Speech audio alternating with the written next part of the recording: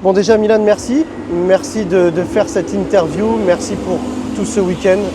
C'était incroyable et je t'en remercie encore, vraiment. Avec plaisir, hein, sous le soleil de Martigues, avec une victoire et la deuxième place. C'est le plus Exactement, important. c'était vraiment exceptionnel. L'objectif c'est de pouvoir un peu parler plus en profondeur de toi, pouvoir aussi te mettre en avant le joueur que tu es, l'homme que tu es, et tu sais à quel point j'apprécie les deux. Donc l'objectif c'est de te poser quelques questions. Ok. Est-ce que tu peux déjà dans un premier temps me raconter un peu ton parcours jusqu'ici? Mon parcours, alors j'ai commencé le foot depuis tout petit, à l'âge de 4-5 ans, donc dans le village où j'habitais avec mes parents, à Éloie, un club qui est actuellement Régional 2. Donc j'ai joué là-bas jusqu'en U13. Et j'ai intégré le pôle Espoir Grand Est à Nancy, donc où je partais du lundi au vendredi.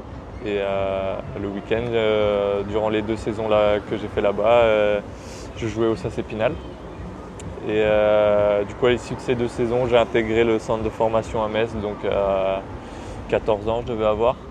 D'accord. Et j'ai fait 7 saisons au FC Metz, donc de U16 jusqu'à intégrer l'équipe réserve. J'ai eu la chance de signer un an professionnel là-bas, donc je m'entraînais de temps en temps avec les pros.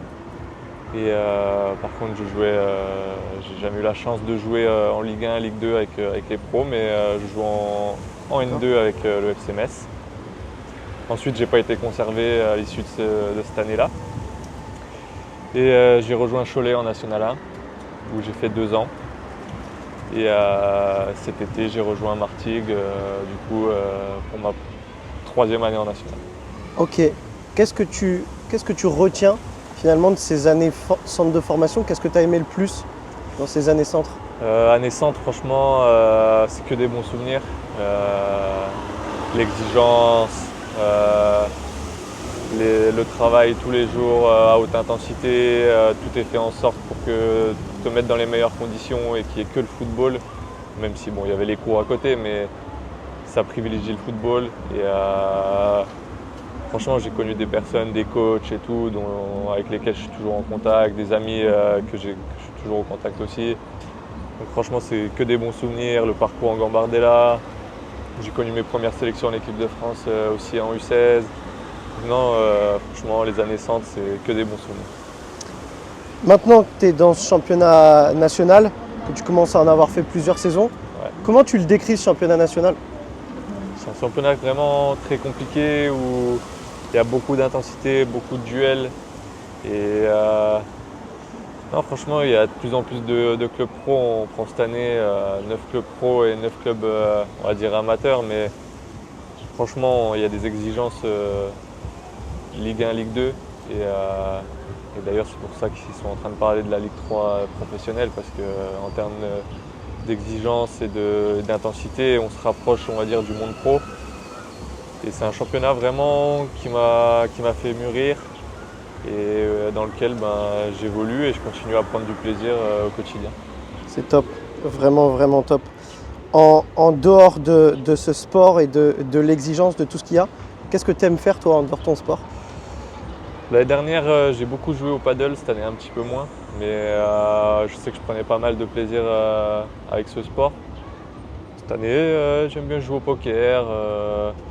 Je vais beaucoup marcher aussi cette année avec mon petit chien, ma femme, et passer du temps en famille, tranquille. Je suis plutôt quelqu'un de casanier, à regarder des séries tranquillement. Donc je suis quelqu'un d'assez simple qui aime partager du bon temps et voilà. Simple dans la vie comme sur le terrain, on reconnaît le joueur que tu es, l'homme que tu es sont les mêmes, ont sensiblement justement là-dessus Exactement, c'est beaucoup ça. de similitudes. Je pense que c'est important de garder cette humilité dans la vie de tous les jours. Tu as parlé justement de balade avec le chien, balade avec ta femme. Quelles sont les personnes qui comptent pour toi au quotidien dans ton projet? Forcément déjà dans un premier temps ma femme, puisque on est dans l'attente d'un enfant.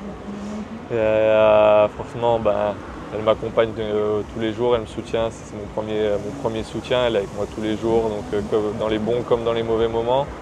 Elle m'a suivi à Cholet, maintenant à Martigues. Donc on va dire c'est mon pilier. Et puis forcément, il y a la famille derrière, mes parents, mon petit frère, mes grands-parents qui sont toujours derrière moi et qui viennent me voir dès qu'ils le peuvent. Et il y a toujours aussi mes amis d'enfance et les 2-3 amis que je me suis fait dans le football qui continuent à me suivre et qui m'ont jamais lâché depuis mes débuts.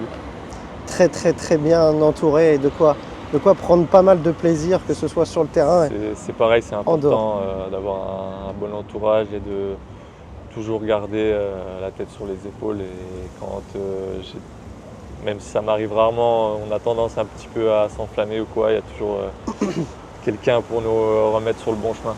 Bien sûr. Sur la dernière question que je veux poser à chaque fois dans les interviews, ça va devenir un peu la question classique. J'avais dit récemment sur une radio, il y a quelques mois, on m'avait posé la question en fait, pourquoi travailler avec toi, pourquoi travailler avec MPerf et pas avec quelqu'un d'autre. Et j'avais dit en fait c'est difficile de répondre, que ce soit moi qui réponde et que ce soit moi qui donne cet avis, parce que j'estime que ce sont les personnes qui collaborent avec moi qui doivent justement pouvoir parler de ça, pourquoi travailler avec MPerf. Donc je te pose cette question, pourquoi travailler avec MPerf? Pourquoi travailler avec MPerf?